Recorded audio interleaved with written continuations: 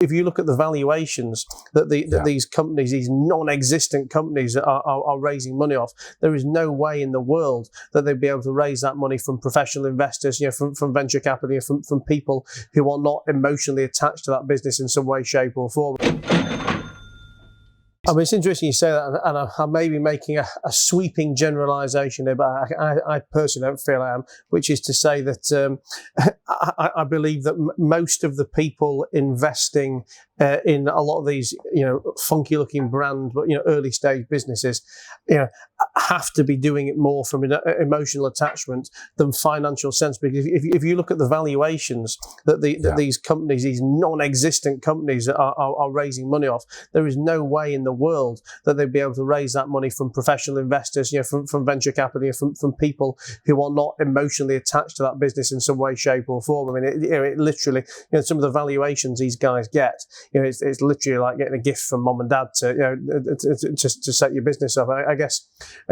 someone like Brewdog would be a fantastic example of how they've done this phenomenal job of building this incredibly loyal base of both investors and customers in one, who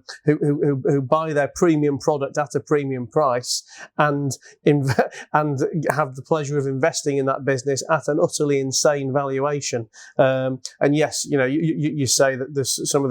these opportunities that ultimately may go into IPOs, but I'm sure if those businesses were looked at purely on the financial sense, the financial economics, with no emotional attachment to those whatsoever, they would not make sense as just a pure investment play. I mean, this, and I'm hammering home this point, but I guess I'm hammering it home for the people listening and watching to this. I guess this is where you step in from a marketing perspective. This is why it's so important, to get that brand right, to get that engagement right from day one. Because most of these people investing in your business, certainly investing at the valuations that they may be trying to get, are not doing so because they think they're going to turn 100 quid into 370 quid, in a 4-year time frame, and on a risk curve of whatever. They're doing it because they want to go and tell their mates that they've invested in this business, or they want to feel part of the journey. And this is very much, marketing dressed as finance, as opposed to finance with a bit of marketing. Absolutely.